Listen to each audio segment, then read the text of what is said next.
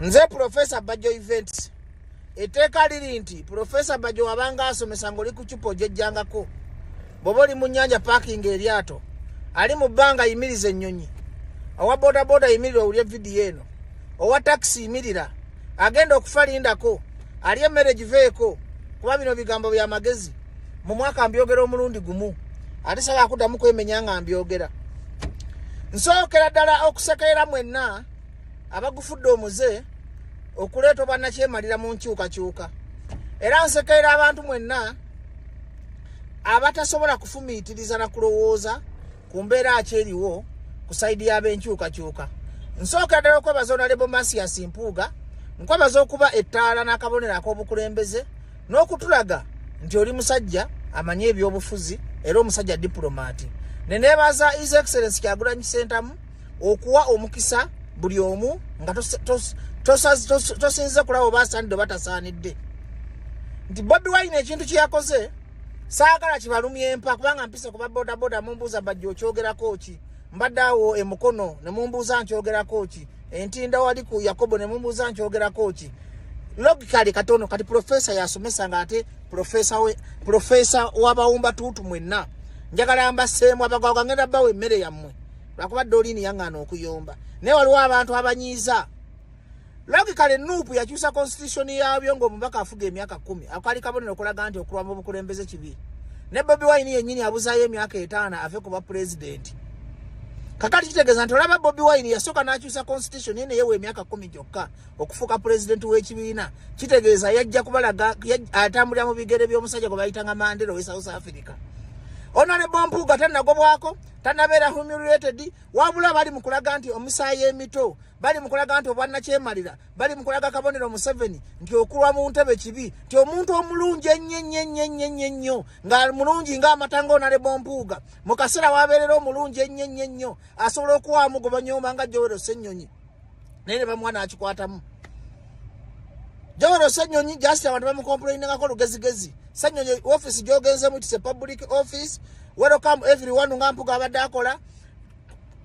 Nyiga President Museveni nga bw'osobola kubanga okubeera omuntu w'abantu kintu kikulu. Nze Bajjo ekinfulo wa kabine favor gyenina ndi muntu w'abantu. Bwensanga abatamiivu mbeera mutamiivu. Bwensanga abatunda ennyanya mbeera wa nnyanya. Bwensanga Bampuga ba diplomati mba wa diplomati. Bwensanga Basewungu mba honorable. Olina okuyiga okuba versatile. Senyonyi akanta okakusumbuwamu naye office gyogenzemu ojja gisobola because ogenda kuba ne guidance ya Honorable Mpuga, ba Honorable Lubega Segona n'abaka ba parliament mukolere wamu tetujja kayanira bifo. Gundi lishafu yabaddewo jjo erage mwami Museveni n'obwa dictator bwe nti ekigendero kya Nuupu ekyagireeta mu buyinza si kayanira bifo. Busobola okukyenca nga Bajjo nze president wa Nuupu ate mugenda kwetuga. Akakabona kabalaga nteri atasobola. Mulekerawo okwenyooma nti Kyagulanyi kyejja yasooka ne babalamu fiya nti buli omu asobola okubeera mu position. Nebaza Honorable Mpuga okulaga omukwano gwe yali wa diplomacy nti yabalaze nti he was not after positions, he was after serving. Mpuga wa maje oba musindikawo n'asaavingawo. Ne nebaza bazaake ne nebaza bannamboze mwenna mwalaze civilized political party nti Nuupu ddala kituufu yajja kutwala Ntebe. Namwe bakomredi b'enkyukakyuka abasindika agannyo ne muteekawo entalo mu Nuupu ne musekerera Bampuga ne musekerera bannampooza ayima kakyuga bamaama bammwe. Bivubukamwe muyitiriza akajanja. Kati kikiwe ekyabaddewo. Mwabaleeta divide and rule kubanga omulimu gwammwe Museveni yabagamba mugende mu dividing ekibiina. Kati bwe mulabanga president yakoze ekintu nga mubako side gye mwekubira bino si bya side bino byakujjako Museveni na kuleeta nkyukakyuka. Mulekerawo okusirikiranga abantu agannyo n'okusekereranga abantu. Mpuga teyaswadde. Mpuga ye namba 2 ku Kyagulanyi ne vice president wa Buganda. Kyagulanyi ye president. Kakati lwaki oba oteekawo entalo era lwaki oba olaga side, lwaki olewo okuseka, lwaki obanga ayisa mu Kyagulanyi amaaso. Omukulembeze takola nsobi. Asobola okuba nga yakyusiza Mpuga nga enkyeko agenda ogamba jangu onsikire. Asobola okuba nga yakyusiza Zaake nga alina ekifo kyamutegekedde eky'amaanyi. Omukulembeze abanga Kabaka Ssaabasajja nti Ssaabasajja takola nsobi.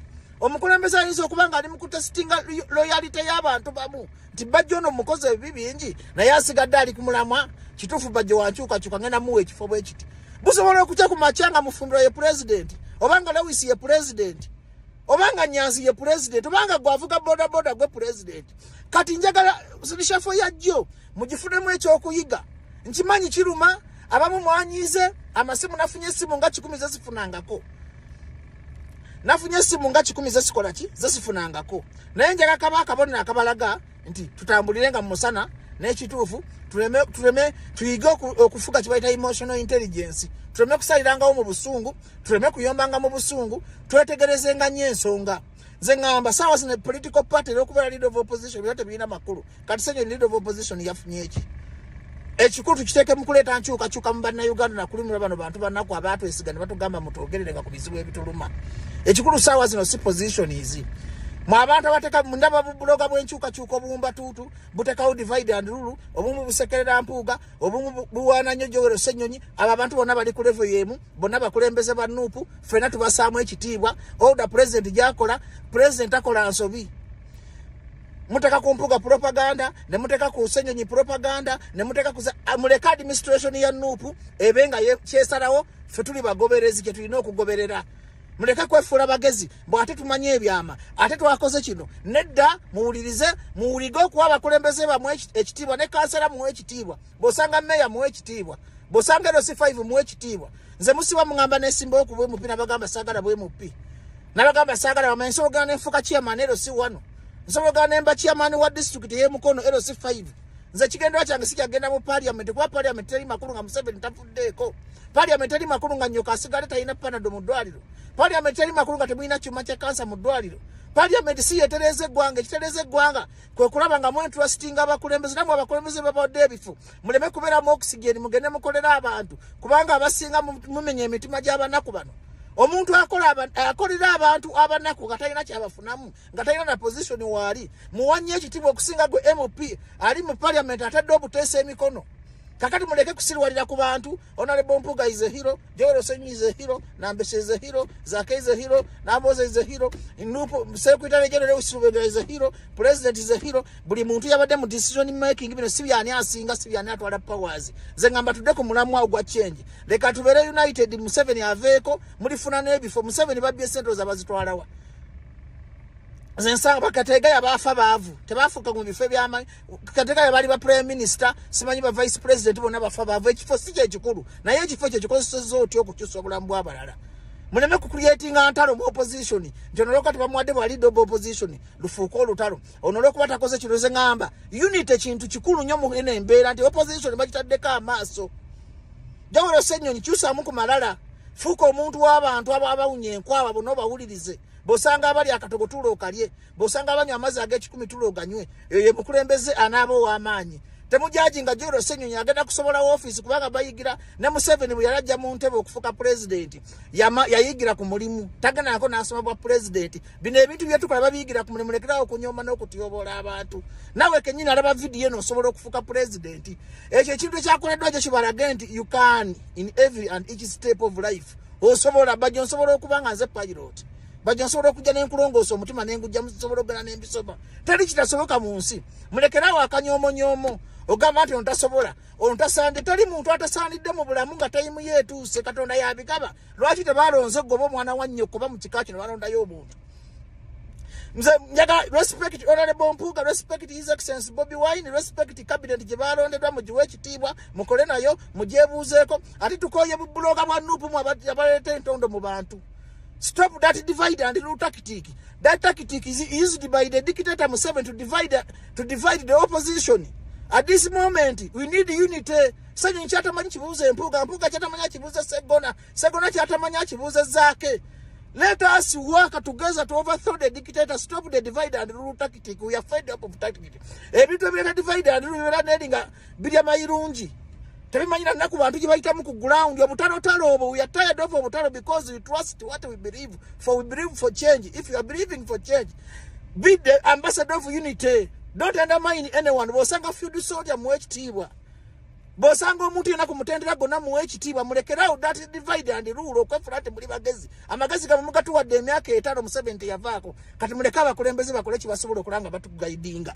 Terutalo rutaina guidance ne munsi ko bambabazi bali bagezi botafire bali bazibu nnyo bakasirye eggwanga balina emitwe eminene naye bawuliriza Museveni paka ebantu kati kyagonyo banga alina kyakoze mumuwuliriza toweefula nti owakyagulanya amagezi amuntu awakyagulanya amagezi tagenda ku social media nti kano wakoze ensobi wakoze kino omuwandiikira message bano omukubira essimu aga amagezi abasobola okugawulira at this moment leko obufofofo obutalo obugambo gambuleme bajja kumulamwa kubanga president Museveni wanaayidde singa mubere organized and united musobola okutwala dictator naye mujja twala dictator nga mwabenchuka bennyini mwaba tayagala abantu kwatagana kujjako Museveni omuntu bagamba nti gundi mbega tomuwa byamawe naye mukozesa ekirungi kyayina teri muntu mulungi atuukiridde 10 buli omu alina obunafu bwe totunulira obunafu bw'oyo muntu learn how to deal with that person psychologically omuggyemu ekirungi ogende gy'olaga abantu baafa mu nsiko eruwero Museveni yasigala abuuka mirambo tiyadda ku bigambo